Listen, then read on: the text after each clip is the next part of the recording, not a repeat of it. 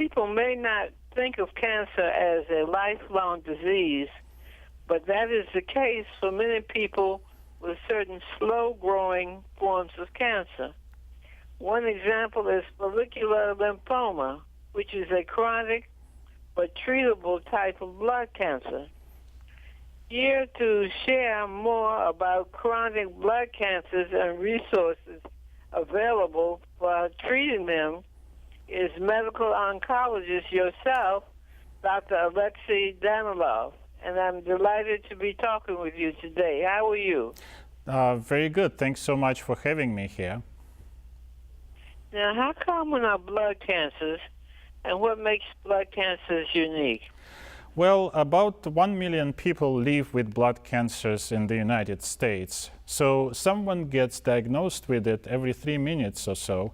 And unfortunately, about every 9 to 10 minutes, someone dies of blood cancer or its complications. So it is a fairly common problem. And one thing which is different about blood cancers is that we typically do not employ surgery in treating them. Well, as you know, doctor, the blood cells go everywhere in a person's body. So it's nearly impossible to take them all out with a scalpel. And this is different from when we think about other common cancers such as lung or breast, where surgery is often the best approach, particularly when tumor is localized. With blood cancers, we often use systemic therapies, drugs, to solve that problem. I'm sorry, you said you often use systemic therapies, so drugs, yeah. Drugs? Yeah, as opposed to surgery.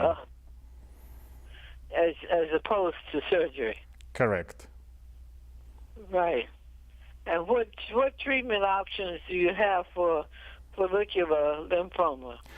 So, you know, I would put them in 3 categories those days. There has been, in general, a lot of progress over the past couple of decades, which resulted in improved outcomes in lymphomas in general and follicular lymphoma in particular. We use chemotherapy. Examples there would be bendamustine or cyclophosphamide. We use antibody therapy, immunotherapy. Examples there would be obinutuzumab, which was approved in the past year for treatment of some patients with follicular lymphoma. Rituximab is a drug which has been used for over a decade for that disease. And finally, targeted therapy is another approach in treatment of follicular lymphoma. So there is not necessarily... I'm sorry, what was the last one you mentioned? Targeted therapy. So that's correct, yeah. So that's somewhat different from chemotherapy. When we talk about chemotherapy, we think about drugs which damage genetic material, DNA, and they work fairly indiscriminately. When we talk about antibody therapy or targeted therapy, those are therapies which are more or less specifically directed towards cancer cells. So again, examples for antibody therapy which targets a special protein on the surface of the cell would be obinutuzumab or rituximab. Targeted therapy, the drug which is approved in therapy of follicular lymphoma is idelalisib, so that's a kinase inhibitor. So we certainly have more options now than we had 5 years ago. All right, now let me just review. We have chemotherapy as one category, antibiotic therapy as a second category. Is the targeted therapy the third category? Yeah, and you know, all of these medications have their own safety concerns, including obinutuzumab or idelalisib.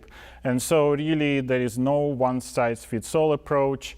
So people really should talk to their physician about what's right for them. I see. It's a sort of customized therapy. Absolutely. And the hope is that as we move more into the future, we will be able to better customize therapy for every patient based on disease biology, based on who they are. All right. And with follicular lymphoma and these slow-growing cancers, you mentioned, I think, that about 1 million people have it. each year. Did you say 1 million people each year? So, well, 1 million people live with a diagnosis of blood cancer in general. So not all of those patients have follicular lymphoma. In terms of indolent, slow-growing cancers, follicular lymphoma, chronic lymphocytic leukemia, so that would be a certain fraction of that.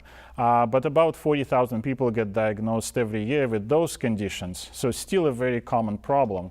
And because many people live for much longer than a decade with those diagnoses, it becomes very prevalent. I see.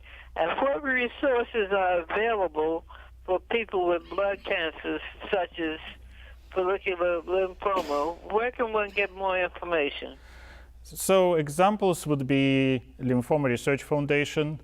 They have recently redesigned their website, Leukemia Lymphoma Society, LLS.org. Those are two good sources. What's the website? So lymphoma.org, that's Lymphoma Research Foundation, and LLS.org, Leukemia Lymphoma Society.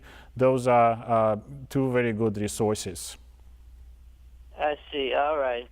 I understand that. Well, this has been good talking to you. I appreciate getting this information, which I will be sharing with my Health Power audiences. Did we cover most of the things you think we should have covered? Yeah, I think so. Thanks so much, Dr. Goodwin. All right. It was good talking to you, and have a good day. Thank you.